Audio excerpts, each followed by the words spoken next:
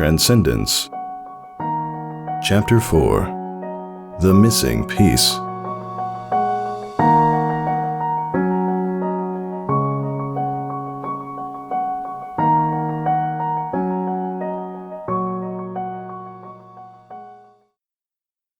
The rest of Scootaloo's week crawled on at a slow but bearable pace.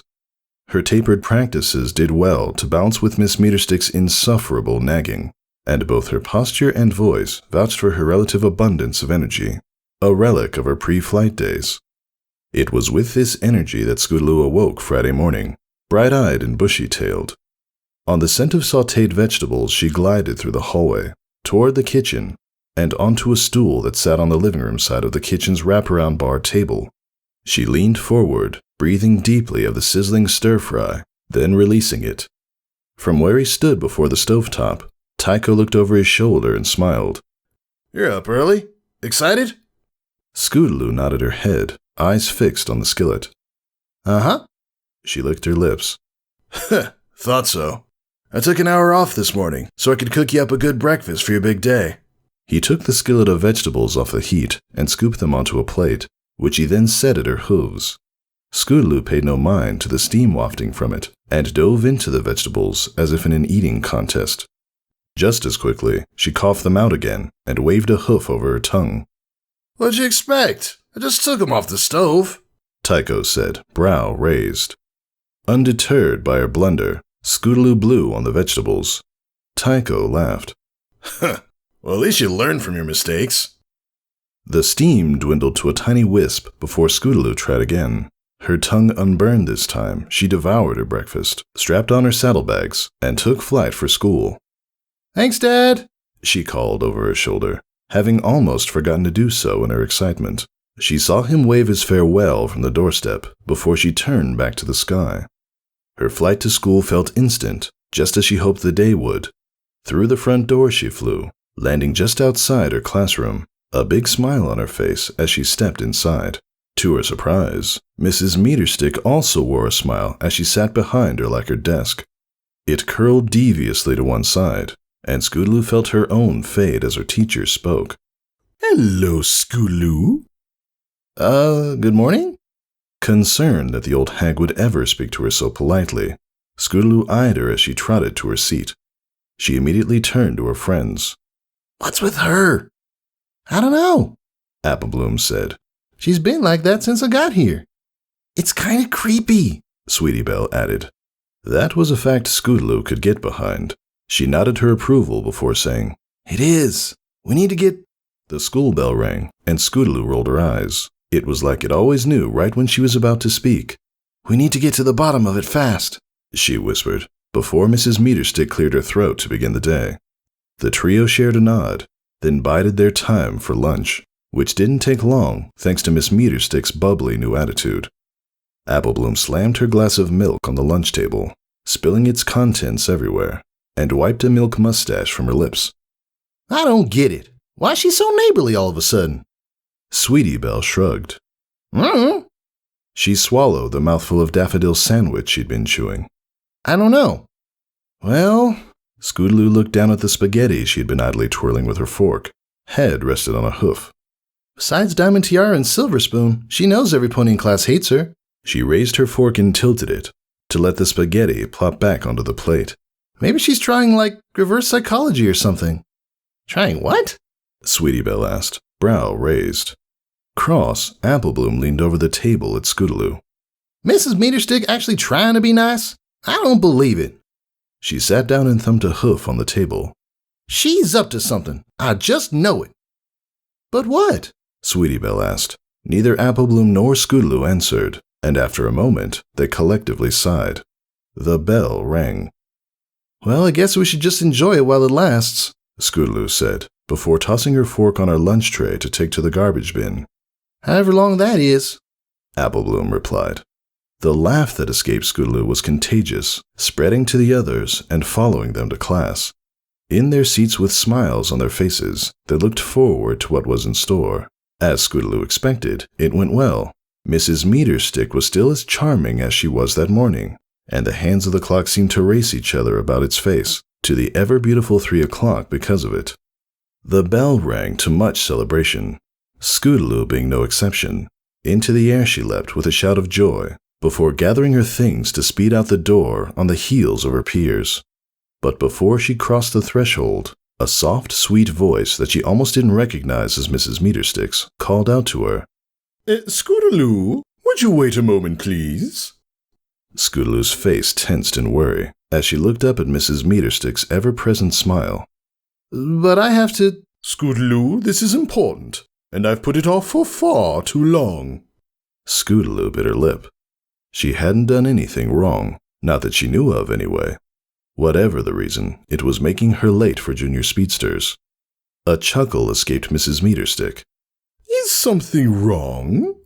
She stepped out from behind her desk, eyes lidded, her devious smile again curling the side of her lip. Scootaloo gave her a disheartened frown. It's just, why do you want me to wait? If I stay too long, I'll miss out on Junior Speedsters. Mrs. Meterstick let out a single laugh. Then maybe you should have thought about that before making a mockery of your education. I have taught for many years, Scootaloo, and have taught many a Phillian colt. Some are like your two friends, polite and respectful. Others are like Twist, eager to learn and be the bright future of Equestria. And then there's your kind. Her eyes narrowed to slits behind her glasses. I know your type when I see it. No interest in academics, no potential for contributing to society. She stepped before Scootaloo so as to tower above. I became a teacher to make sure that foes like you grow up properly, and if that means taking something special away from you, then so be it. She turned about for her desk. I sent for your father not long ago. He'll be here to discuss the matter shortly. He is a stallion of dignity, and I'm certain he will know what to do about your gross misbehavior. But, was all that came forth from Scootaloo's gaping mouth. A trembling worked its way down her legs, and she felt a lump form in her throat. Nothing more sinister had she ever heard or seen than a pony taking something special from another. Being the victim made it worse. The thought of losing what she had trained so much for, day in and day out, cut deep. The trembling became tension, her gaping mouth, gritted teeth. She glared death, but Mrs. Meterstick smiled all the more. The sound of hooves on tile echoed from the hallway, and Tycho burst through the door, panting heavily. His eyes landed on Scootaloo, then on Mrs. Meterstick, confused. Scoot, you all right? He said hastily, trotting up to inspect her, then looking to Mrs. Meterstick. What happened? I just got your letter. It sounded like an emergency. What's going on? No, Tycho, Scootaloo is fine, but there is the matter of her delinquency. She cleared her throat, and Scootaloo couldn't help the shudder that ran through her. Scootaloo has been tardy over 10 times this quarter, and I've caught her sleeping many times during class. What? He blinked, the confusion on his face magnifying. I said, yeah, I heard what you said. But what you're telling me is that you sent an urgent message today to tell me to leave work 3 hours early without notice and sprint here for a parent-teacher conference? He stepped forward, glaring. Why didn't you just have Scoot tell me to stop by so I could give the mayor some warning before I dropped everything and made a complete fool of myself? Mrs. Meterstick retreated a step, her eyes momentarily betraying her composure. I assure you the reason why I have called you this way is important to teaching your daughter how to behave. She trailed off at the sight of his inattentive gaze. A moment passed before Tycho blinked back to reality and set her with a level stare that set even Scootaloo on edge. His voice was calm but dangerous. Does this have to do with Junior Speedsters? The gulp in Mrs. Meterstick's throat was practically audible. Yes, I believe that you would understand. Oh, I understand. Tycho strode forward, backing her into her desk, all remaining courage fleeing as he pressed his nose against hers. And you understand this. My daughter's been working a lot harder outside of class than your simple mind could ever comprehend. She hasn't had any problems with her schoolwork since we moved here, yet you want to take away something she's been working for months because you think she's lazy. We came to Ponyville to get away from elitist shit like you. And I won't have you persecuting my daughter on some crusade for your twisted view of proper. Even my father would be turning in his grave. If you even fucking think about harassing my daughter again, I'll take this to the Board of Education and have your ass mounted on a wall. Both Scootaloo and Mrs. Meterstick's jaws dropped to the floor. Tycho rounded on his heels for the door. Come on, Scoot, we're leaving! Scootaloo complied without hesitation. No way in Equestria was she going to be on the wrong side of that. Mrs. Meterstick's squeaky voice came from behind. How dare you speak to me like that? You'll be hearing from the committee about this! Her voice cracked on the last word, and Scootaloo couldn't help but giggle. In the doorway, Tycho shot a cross glance back at her. He outstretched his hoof toward her, a slight bend at the elbow. Sit on this! What his words meant was beyond Scootaloo, but the horror on her teacher's face was priceless. She smiled, but faced it away from her father as they left the building, nervous about what he would think at the sight of it. Outside, she dared a glance at him. He was deep in thought, his eyes crossed and ears flat on his head, in the usual manner when something bothered him. Rarely did it ever happen, but always greatly. Still, she wanted to know what his final words meant. Enough to ask when he seemed calm enough. "Hey, Dad, what does sit on this mean?" Tycho shook his head and blinked back to reality, before looking to her and giving a quick smile. Don't you have a race to win? Huh? Oh my gosh! Scootaloo leapt into the air at the realization. In a blur, she took off for Philadelphia. Good luck! She barely heard her father call. He was lost in the distance, as was all of Ponyville in a timely manner. Though not too timely, as she needed to arrive ready to race. Forests and plains quickly followed, and Philadelphia grew on the horizon. Just north of the city, a fairground was bustling with life. She sped toward it, with the hope she wasn't late. As she neared, a small blue speck raced toward her, which she soon realized was Rainbow Dash, who tackled her at full speed. They tumbled through the air for a moment before Rainbow Dash gathered her balance to hold Scootaloo at hoof length and stare her full in the face, exasperated. Where have you been? Scootaloo barely had a chance to shake the dizziness from her head. No time. Track. Race. Go! Before she knew what was going on, Scootaloo felt herself launch toward the track below, only realizing after the fact that Rainbow Dash had thrown her. She regained her sense of control and flew toward the check-in desk, where many other fillies and colts were gathering, and landed to await obtaining her number. The mob dwindled quickly, as there were many workers sorting and distributing and shouting. They all looked so busy, it was enough to make Scootaloo clench her wings against her sides. Name? Asked a smiling young mare behind the table. What is your name? Huh? Scootaloo shook her head, realizing the mare was talking to her. Oh, me? Scootaloo. The mare looked at her sheet. Team? Scootaloo cocked her head. Team? Yes, your team name. The mare flipped through her papers. I don't have a team. On the last page, the mare stopped. Oh, here you are. Scootaloo, unattached. Your number is 26. She tore 2 stickers with the block numbers 26 off a roll and passed them across the table. 1 on each flank, please. Have fun. Scootaloo took them in her mouth and trotted aside. It took some effort, but she managed to peel them off and stick them on each flank, just below where her cutie mark should be. She smiled. A loudspeaker crackled to life. Third and final call for the fillies' 800-meter run. Third and final call for the fillies' 800-meter run. Scootaloo's heart did a backflip, both in surprise at how late she was and excitement. Her first race of the day. Her first race ever. To the starting line she flew, the track cinder ash crunched beneath her hooves in a way that reminded her of gravel. Fillies and colts of all colors and sizes ran and raced and flew about, while others lay or stretched their legs. All right, yelled a gruff, portly stallion with graying mutton chops, a red hat, and sunglasses. We will begin the 800 shortly. The crowd gathered around him. There's enough of you that will start 2 to a lane, so come up to the line as I call your names. He set a clipboard on the track, pulled a pen from the chest pocket of his white polo, and began calling off names, pointing to the starting line. Quick Hoof, Sunny Smiles, lane 1. Scootaloo couldn't help the butterflies in her stomach as he called off names. What lane would she be in? Blitz, Scootaloo, lane 5. Scootaloo jumped without meaning to at her name, then walked to her place, head low, legs wobbly. She looked over her shoulder at the other fillies in their staggered lines behind her, while others filled those ahead of her in the outer lanes. Beside her, a filly with a bright yellow coat and mane smirked at her. Try not to trip. The insult made Scootaloo blank in surprise, then face forward, determined. She knew who she wanted to beat. You're to stay in your lanes until you pass the first turn, where the orange cones are. After that, you will collapse into lanes 1 and 2. Any questions? The runners were silent. The official nodded. He trotted aside, where a tall wooden pole stood with a bell atop it. On your marks.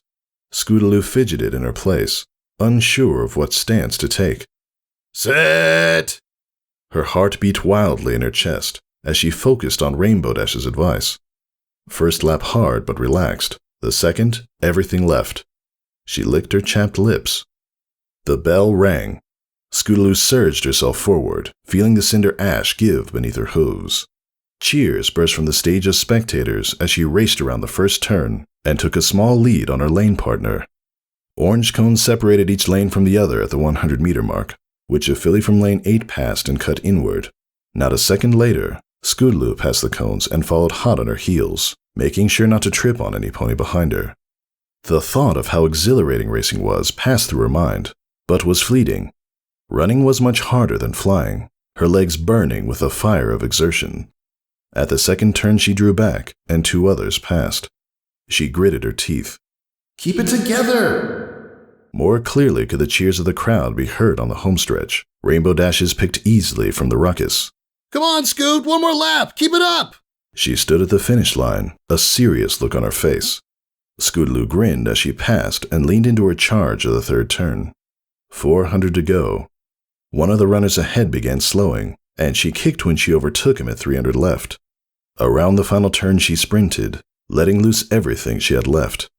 First place was almost halfway down the straightaway, but second, not even 5 paces ahead, clearly winded.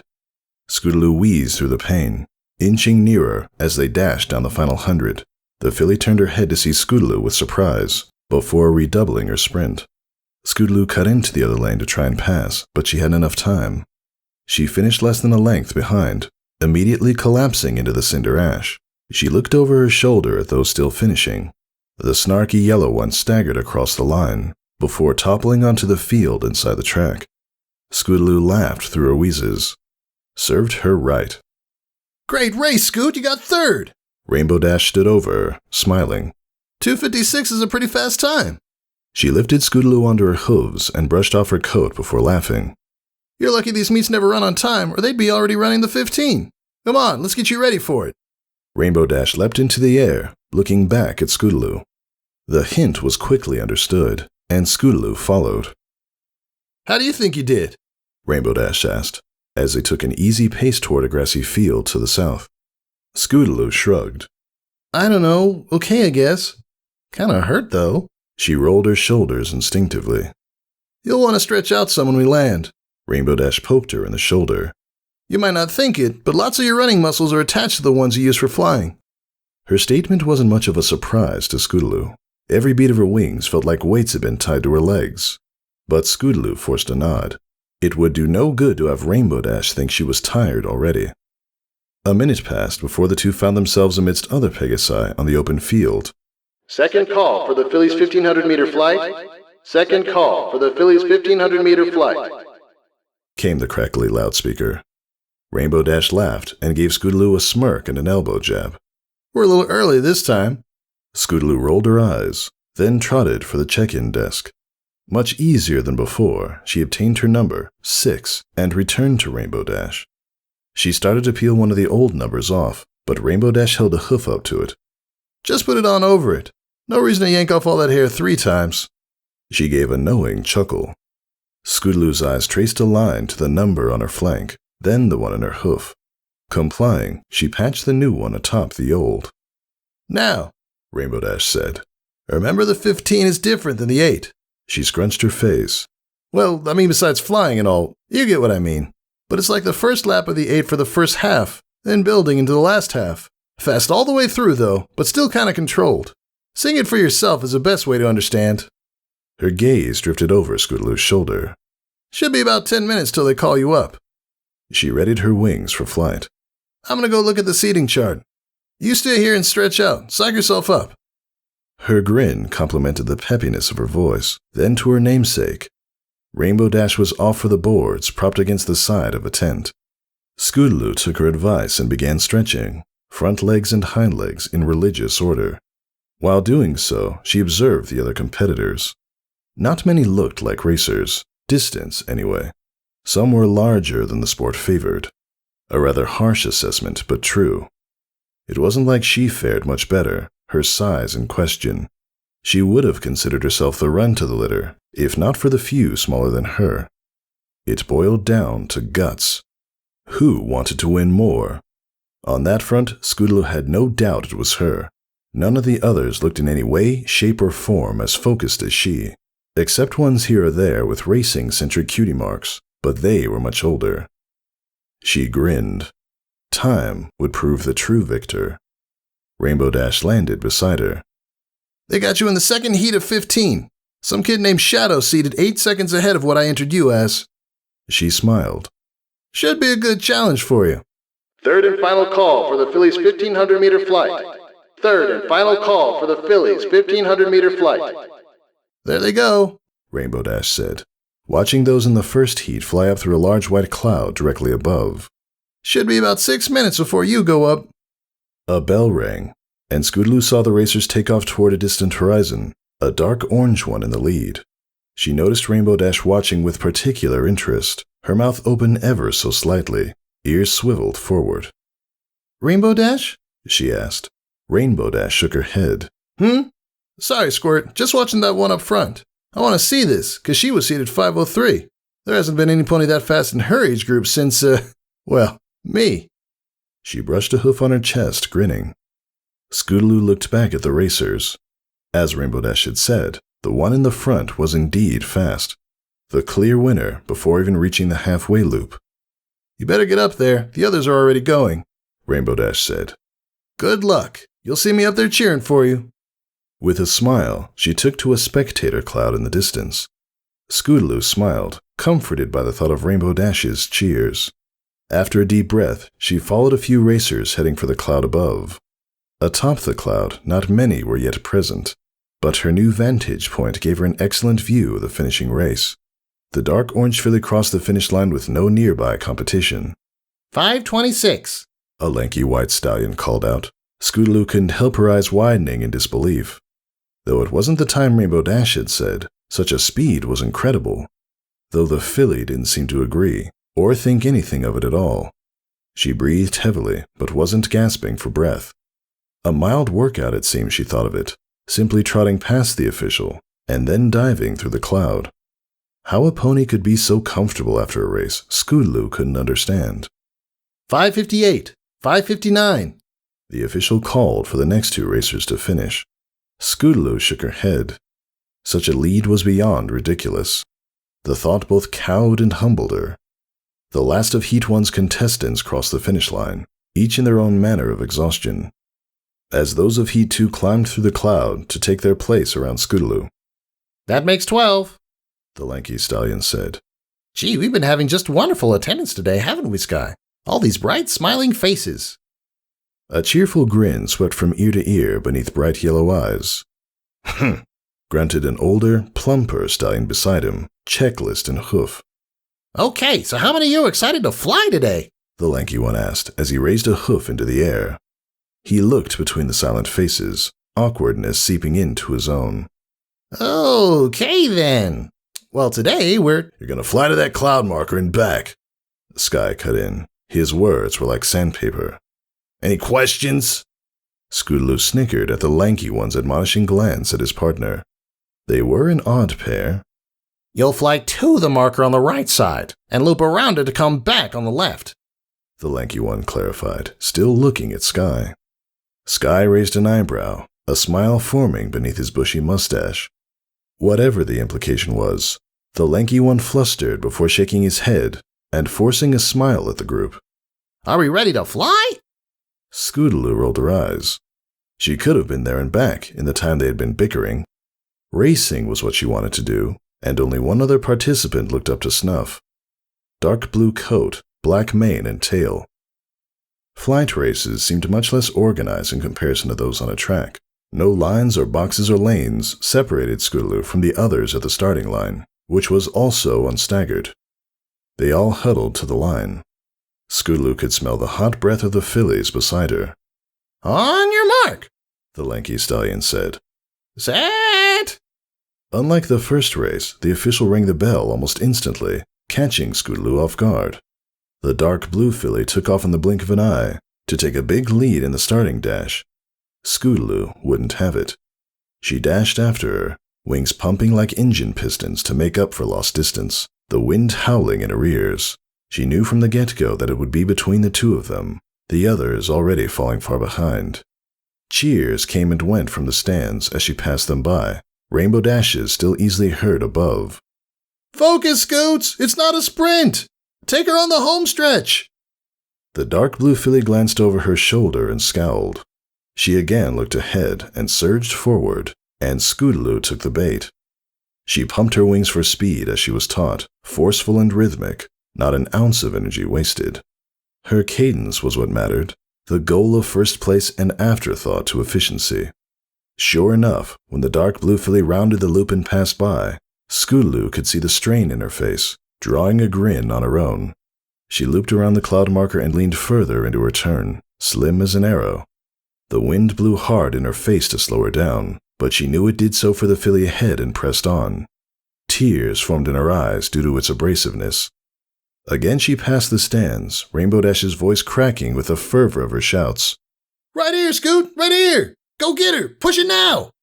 That was all she needed to hear. Now only a few lengths behind, Scootaloo could hear the filly's hoarse wheezing and smell her foul breath. She gutted out the last 200 to overtake the filly. As she passed, the filly forced herself ahead in a last-ditch effort to win, but Scootaloo held fast. She crossed the finish line at full length ahead and promptly collapsed into the cloud. All right, Scoot! A hoof shook her shoulder, prompting her to look up into Rainbow Dash's smiling face. You won the heat! Rainbow Dash continued. Nice work!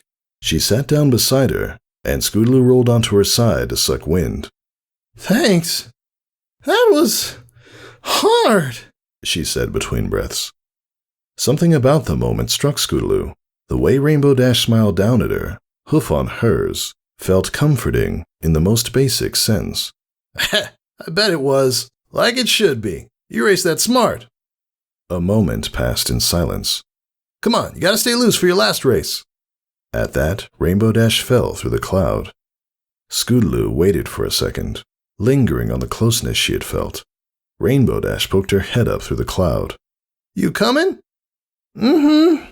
Still dwelling on the thought, she followed down through the cloud to where Rainbow Dash stood observing the dark orange pegasus out of the corner of her eye. See her? Now that she wasn't an orange blur across the sky, the filly's figure was much clearer. Poised, confident, she stood chatting with a colt, her mane and tail sprouted and curled like gouts of flame that would burn her if she got too close. Likewise, her cutie mark was of yellow wings unfurling about a raging fire. Assumably 4 years older, age gave her the calmness of her stance, her experience, ease in a charged atmosphere. She was a true flyer. You saw her in the heat before yours, Rainbow Dash continued. Her name's Pyra. She won the 15 overall and beat your time by 16 seconds. Scootaloo could hear the warning in Rainbow Dash's voice, but kept her eyes glued to Pyra. There was something about her that set Scootaloo on edge, something that told her to never look away for fear of danger. She's fast, Scoot, and she's in the 5K with you. Scootaloo's skin crawled. She was going up against her? That pony didn't win the 15, that pony destroyed it, without even trying. And she had to race her? Hey, Rainbow Dash said. Her face held a grin, a sly grin, one only mischief or absolute certainty could produce. You're gonna beat her. Belief welled within Scootaloo, the likes of which she couldn't understand. Rainbow Dash knew. Nothing else mattered. She set a keen glance upon Pyra, then grinned. Rainbow Dash nudged her shoulder. That's what I like to see. Come on, let's keep you loose. Ever the peppy flyer, Rainbow Dash leapt into the air, an expectant smile on her face when she turned. But Scootaloo didn't immediately follow. She remained where she was, eyes fixed upon Rainbow Dash. What was it that made her so trustworthy? Her smile was certainly comforting, but only the surface of what made her so, the tip of the iceberg.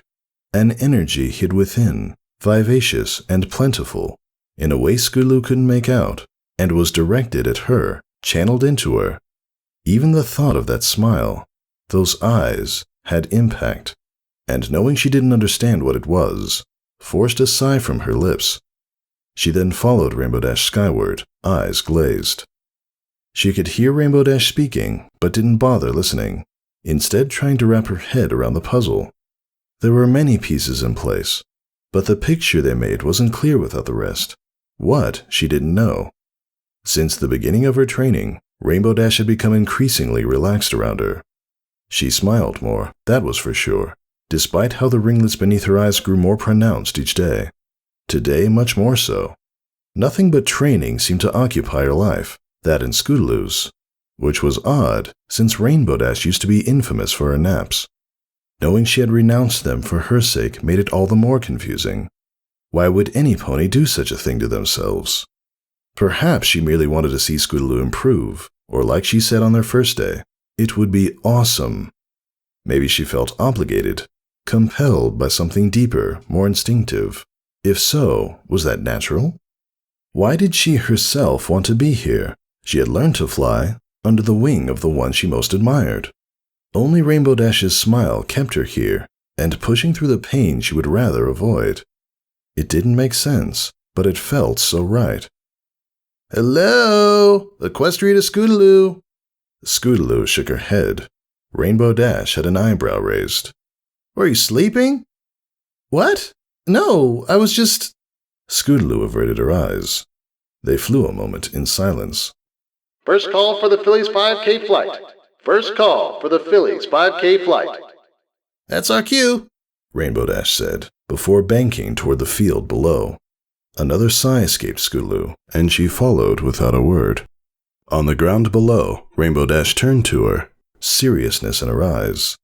"Don't forget, Pyra is the one you want to beat.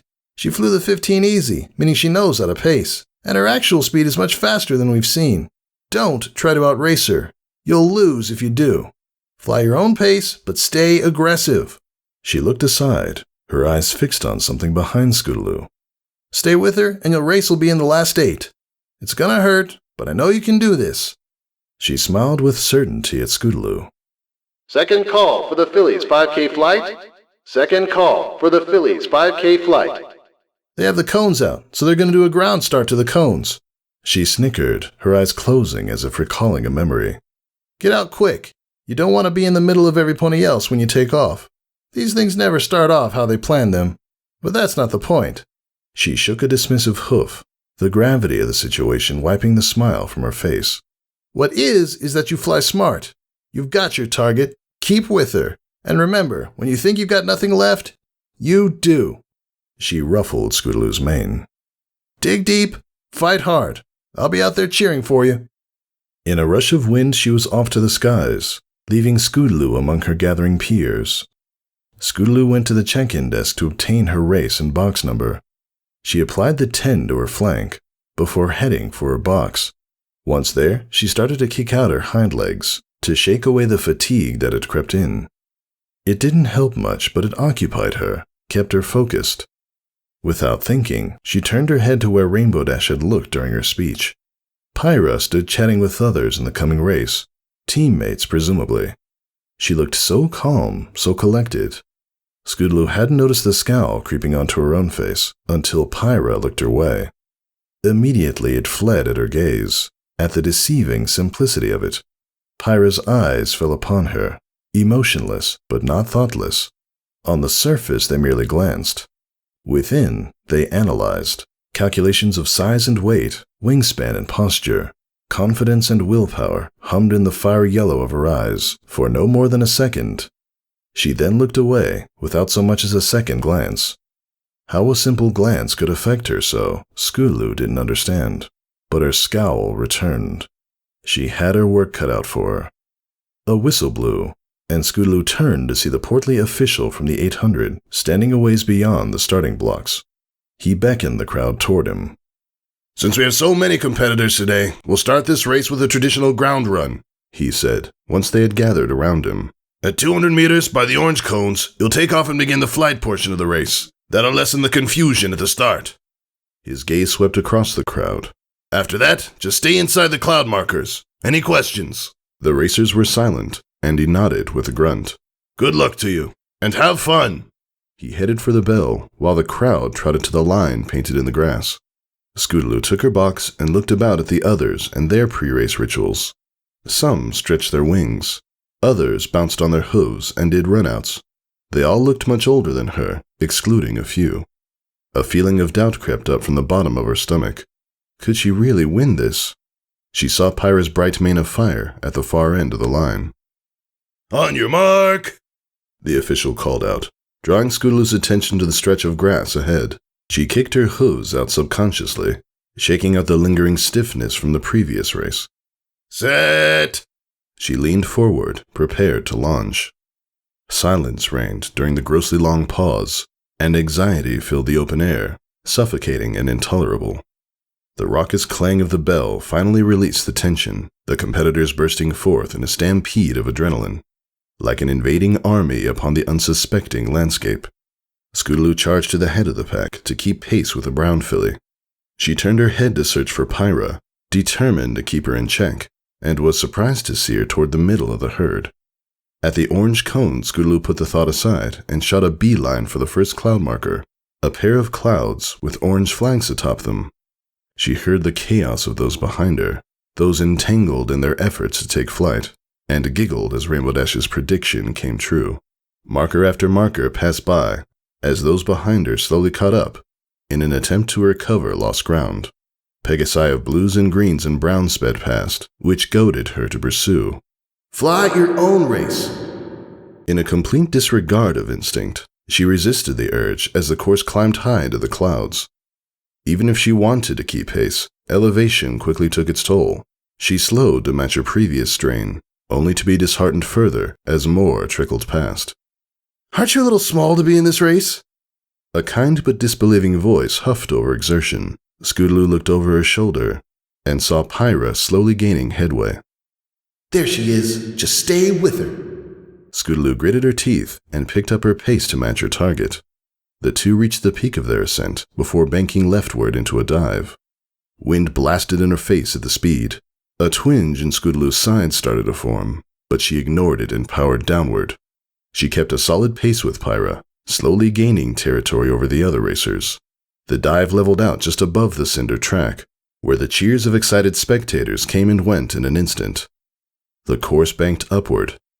Using her momentum, Scootaloo careened up and around a marker in relentless pursuit.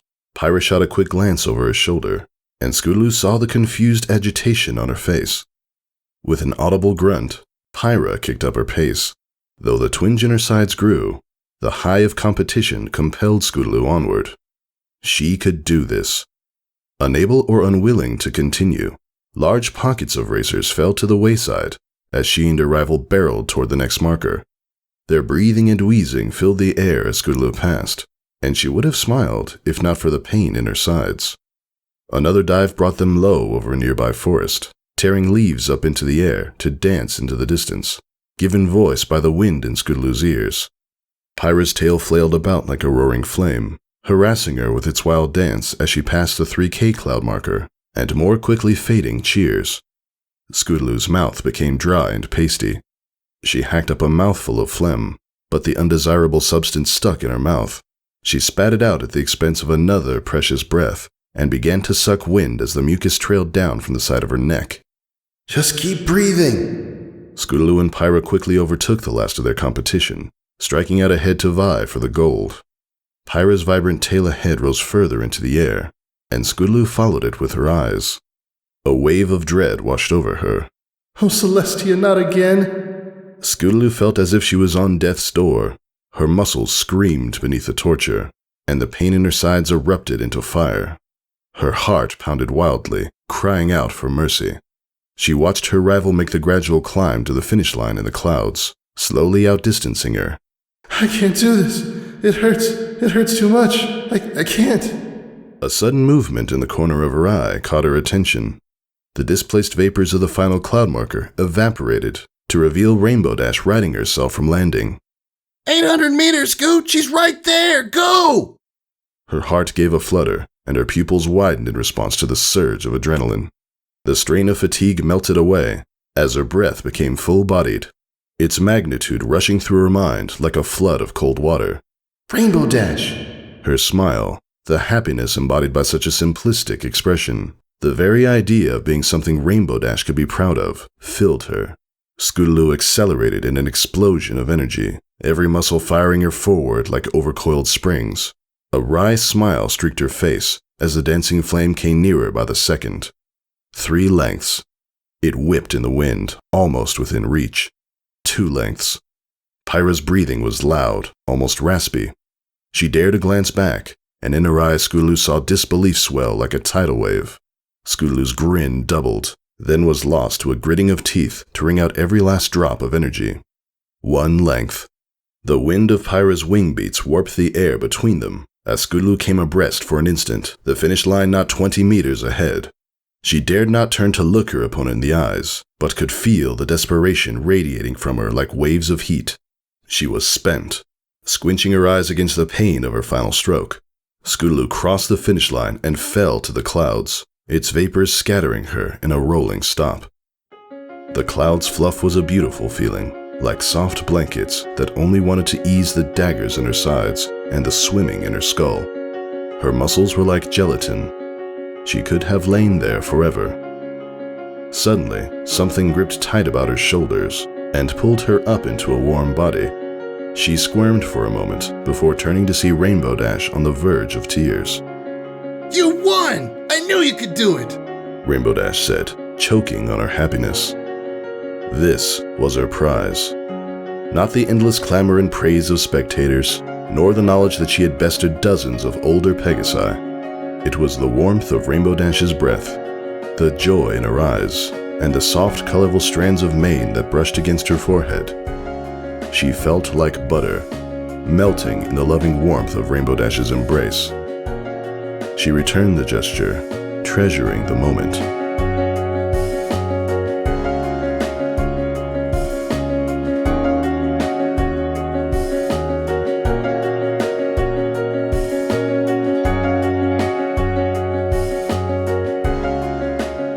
A bronze and 2 gold medals dangled about Scootaloo's neck as she and Rainbow Dash flew leisurely home on a tailwind.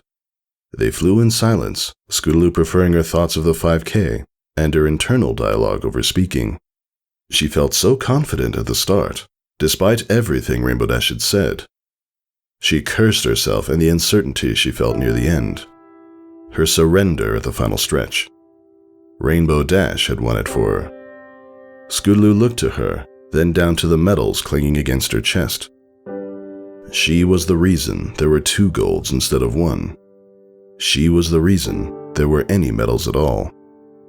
Indeed, Scootaloo raced for Rainbow Dash, for her admiration and affection, but why still eluded her? A greater force was at play, something instinctive. She sighed, and her heart sank at the prospect of yet another unsolved mystery. A farewell reached Scootaloo's ears, but barely registered. Rather than returning it, she flew straight home, intent on asking her father a question that had always bothered her. She landed on her doorstep, but paused before entering. Why she did so wasn't clear to her, though she looked down at her hooves, mouth curled in an apprehensive frown. After a slow sigh, she opened the door. The living room sat in dreary silence, and the orange sunset flooding in from the windows gave the earthy decor a sober appearance. Tycho walked in from the hallway and smiled upon seeing the medals about her neck. He approached, congratulation in his eyes, but stopped short at the sight of her frown. Scootaloo looked up, and their eyes met. Dad? Where's Mom?